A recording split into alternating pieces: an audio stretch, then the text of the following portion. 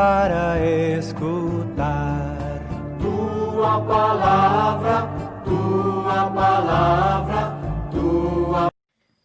Caríssimos irmãos e irmãs, mais uma vez nos encontramos para meditar a liturgia da palavra deste domingo solene em que celebramos a festa de Pentecostes, 50 dias após a ressurreição de Jesus.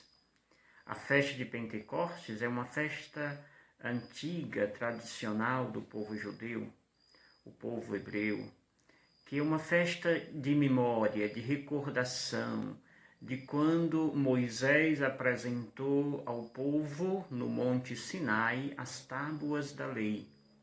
Então, essa festa é para recordar este grande acontecimento significativo na vida do povo hebreu.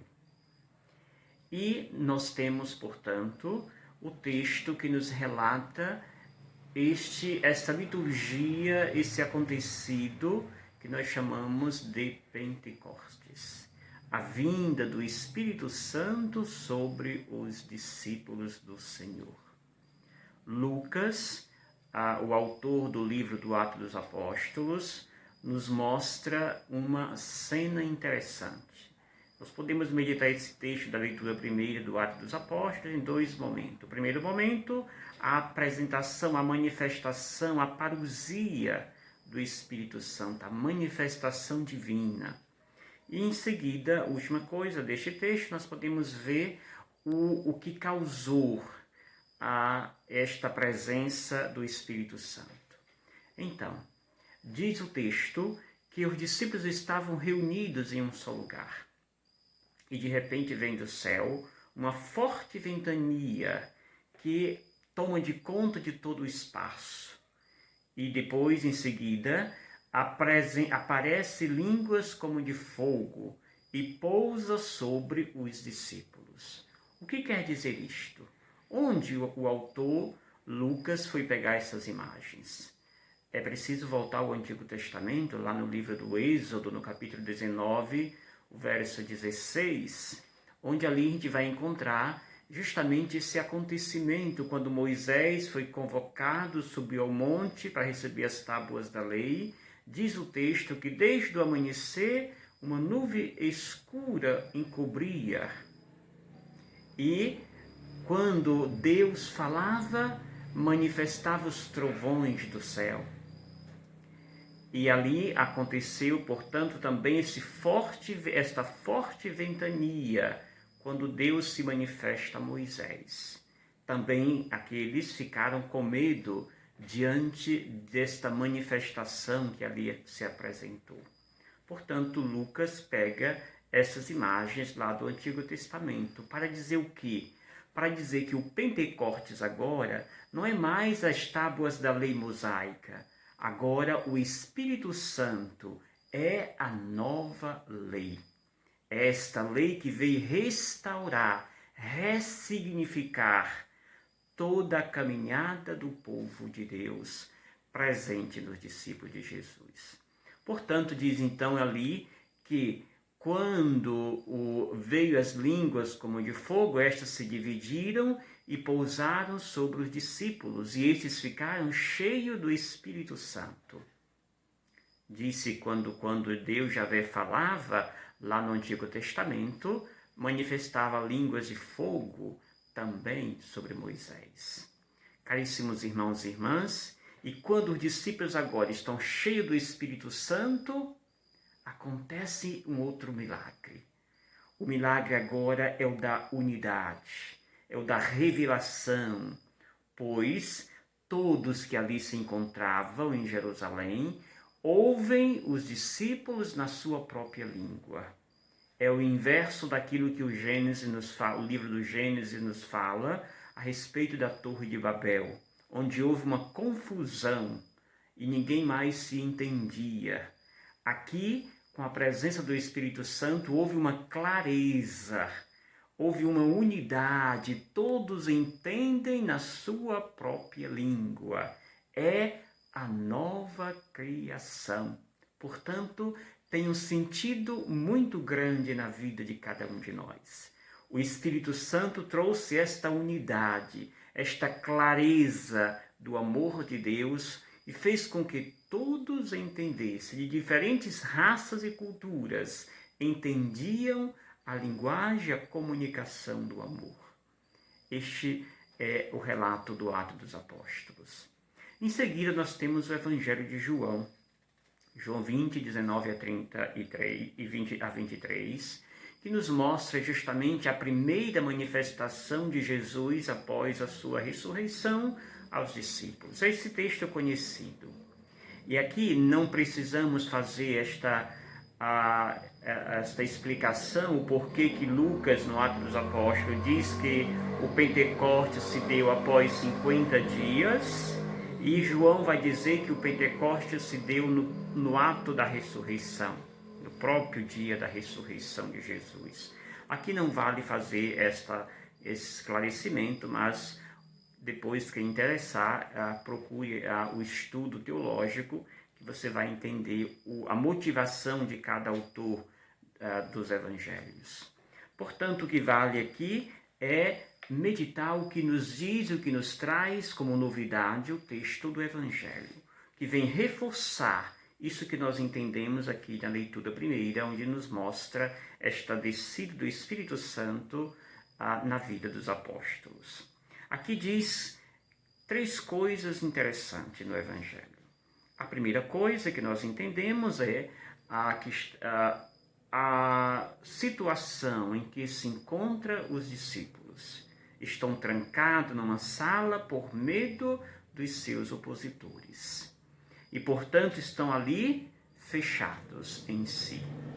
Enquanto estão fechados neles mesmos por medo de saírem, Jesus entra, invade o espaço.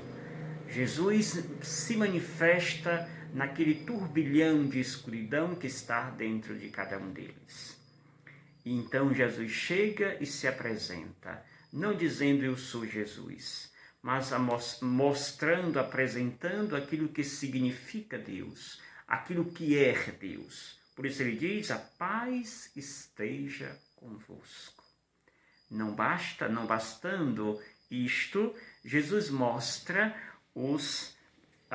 as feridas, o seu lado, que são as marcas do seu amor para com a humanidade. As feridas que aconteceram, foram colocadas no ato da sua morte.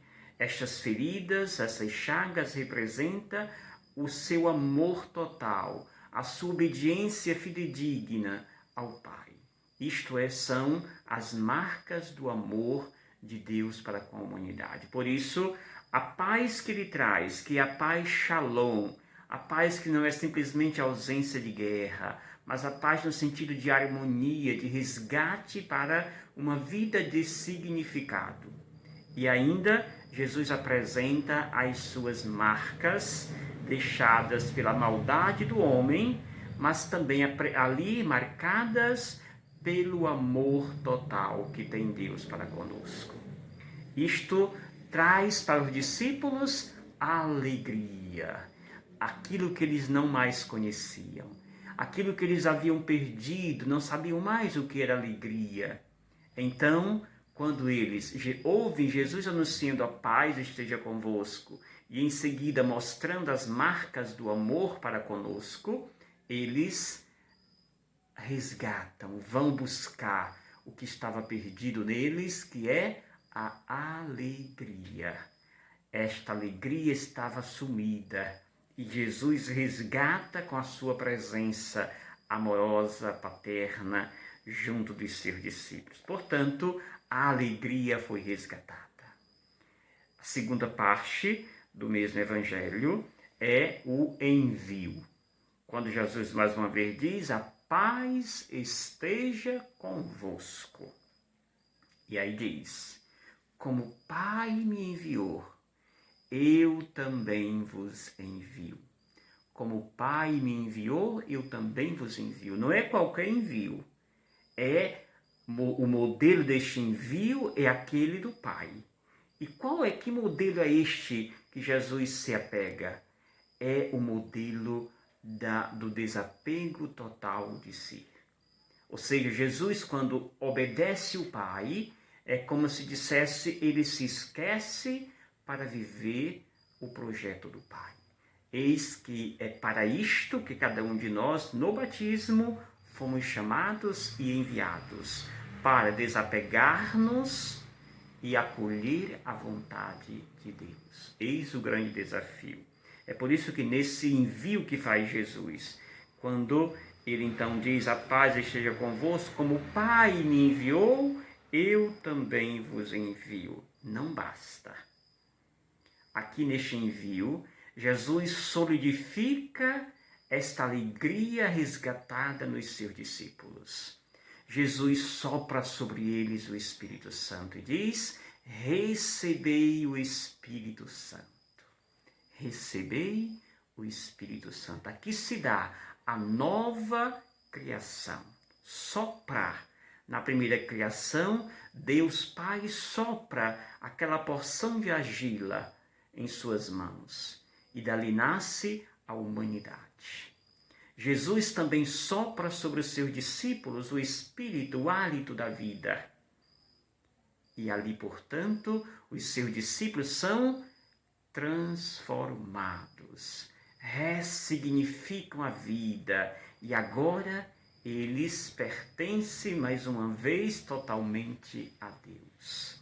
A nova criação consiste no sopro de Deus, quando sopra o Espírito da vida sobre os seus discípulos que estavam aderidos, tinham abraçado a morte, a solidão. Agora vivem. A alegria manifesta a vida. A alegria do discípulo manifesta a certeza que a vida agora é diferente.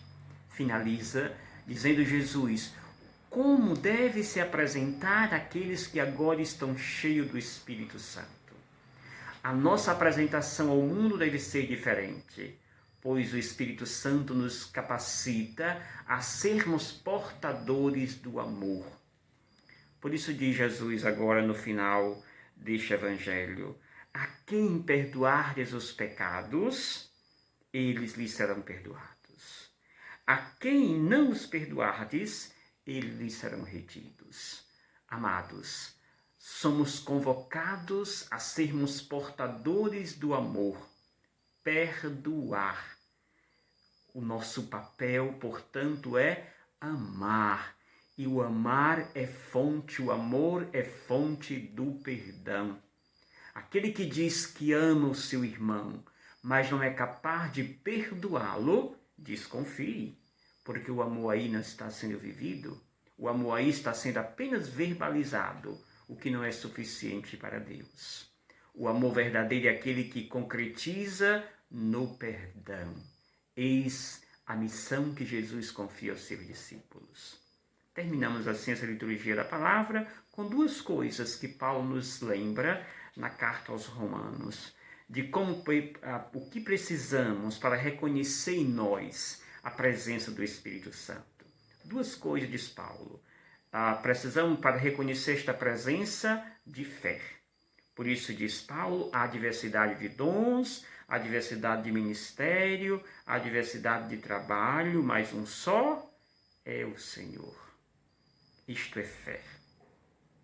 Depois finaliza dizendo que nós precisamos também, para reconhecer esta presença do Espírito Santo de Deus em nós, precisamos reconhecer esta unidade na diversidade. E aí Paulo coloca essa belíssima imagem do corpo, que tem como cabeça Cristo.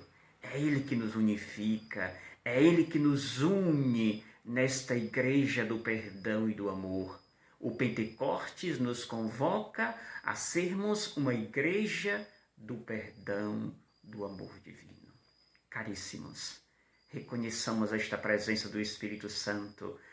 Na medida que nós nos colocamos a serviço de Deus, não somos detentores do saber, não somos os senhores do conhecimento, temos dons, e esses dons não é para nos acharmos que somos melhores, mas é para estarmos colocando a serviço do outro, a serviço dos nossos irmãos. Que o Senhor te abençoe e te guarde.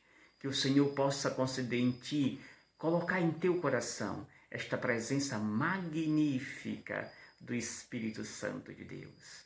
Tenha um domingo cheio de Deus, com esta presença magnífica de Maria, que nós celebramos a sua coroação neste encerramento do mês de maio. Que Maria, aquela que foi a protagonista desta presença do Espírito Santo de Deus, nos faça verdadeiros protagonistas do amor. Em nome do Pai, do Filho e do Espírito Santo. Paz e bem para todos nós.